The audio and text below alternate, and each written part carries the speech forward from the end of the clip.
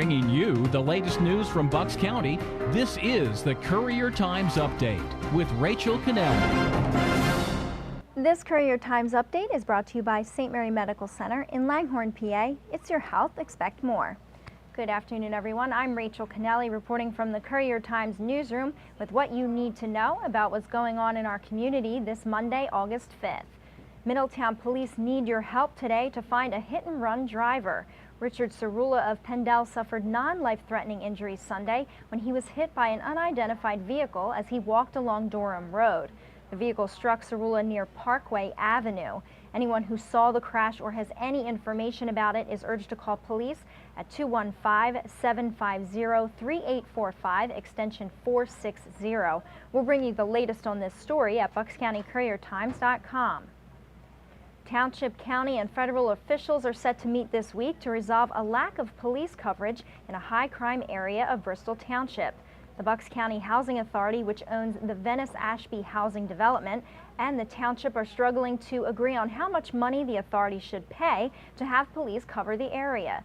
Under the old contract, 2 officers covered the neighborhood, but police said the township can't afford the $300,000 needed to do that. Reporters George Matar and Danny Adler have all the details on this story on our website. The Bristol Township community continues to mourn a mother and 2 children killed in a New Jersey car crash. Members of Spotlight Deliverance Temple in Bristol are remembering Jamela Tisdale and her sons Javon and newborn Jaden.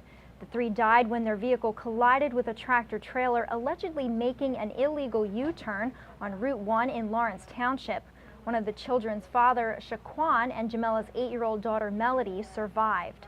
The family members were on their way to a Trenton church to celebrate Shaquan's release of a CD.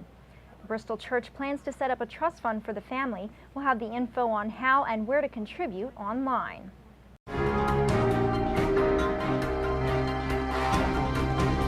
For this week's Eat This, our very own Chuck Thomas visits Nina's Waffles in New Hope, where there's something special about their waffles. Chuck, thanks for being here. So they not only serve Belgian waffles, but now they also just started making their very own gourmet ice cream, right? That's true. They do serve a Belgian waffle, just to start with that. That is a Liège-style waffle. The owner went over to Belgium, took a lot of time to develop it, and really the waffle can stand on its own. It's really good even without anything on it. But yes, the ice cream, this is the first summer they've started making their own ice cream. And they're coming up with flavors that are just amazing. Blueberry cheesecake, to name one. They actually put baked goods from their bakery into the ice cream at the end. And they're just coming up with mojito. That's another flavor that I've tried over there. And they just come up with these great flavors. And the ice cream on top of the waffles really works well. Wow, yeah, sounds like what a great treat to try. Well, let's check out some highlights from this week's Eat This. I'm here with Sean Lawson, one of the partners at Nina's Waffles and Ice Cream, and I'll tell you, I've never seen fruit coming out of an oven at an ice cream shop before. What's up with this, Sean? Well, the reason we roast the fruit is for the sugar content to be brought out to the surface of the fruit and to reduce the moisture content so it's not diluting our base. When I used to be at school, we used to have everyday waffles at recess. I love the waffles, and when I came to this country 30 years ago, I always thought that I would do it here one day. Okay, I'm finishing the ice cream now, the blueberry ice cream. We're going to turn that into a blueberry cheesecake ice cream, so I'm adding cheesecake, nice fresh blueberries. Whole berries. Whole berries. Whole berries and chunks of cheesecake going into this ice cream. So we're mixing the whole thing. The ice cream consistency is on the soft side. We'll freeze it hard to finish it. But that helps you mix it in, having it a little bit soft at this stage. If you have a food idea that you'd like to share with Chuck, you can email him at cthomas@phillyburbs.com.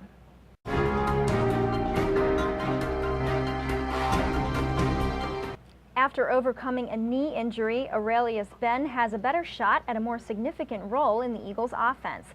With Jeremy Macklin's season-ending ACL tear and the uncertainty of Riley Cooper's situation, the Eagles may need the 4th-year wideout to step up. Ben, a second-round pick by the Bucks in 2010 and a collegiate standout at Illinois, says he'd love the opportunity. That's why I'm here. You know, it's opportunity. Football is all about opportunity and timing. You know, next guy got to step up. You got to have that next guy mentality and just, be able to know what you got to do and go in there and step in and do it. I felt pretty good. I was excited to go out there and just, get some practice reps in and just, each day build on it. Ben has a height advantage over the other training camp wide receivers, standing at 6'2" and weighing 220 pounds. Reporter Tom Moore will have more as training camp progresses right here at BucksCountyCourierTimes.com. Well, some area students in a local theater program are probably still buzzing after an exciting guest stopped by last week. Movie, TV, and stage star Skylar Aston answered questions from participants in the Broadway Breakthrough summer program held for Bucks County's aspiring actors and actresses in Council Rock South in Northampton.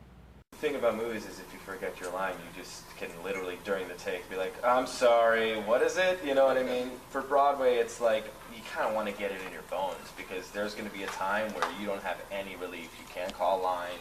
You can't do it, and if you mess up, you guys know, it's like, you're out there. So when we're doing the riff-off, when I'm doing that whole thing, it's probably like 3 a.m. Yeah. In a hollowed-out pool, it's cold. Yeah. Like, it was crazy to shoot, but that also bonds the cast. Sure. Because you're all miserable for a second. You know, you're all like, I just want to go to sleep, and you start like, everyone starts like cuddling and, you know, like going on blankets, and it's just, I always like that kind of stuff. You can see Chris English's story and Kim Weimer's photos on our website. And of course, you can also find updates for all of these stories at BucksCountyCourierTimes.com or follow me on Twitter for your latest local news. I'm Rachel Cannelli. Thanks for watching. Have a good day.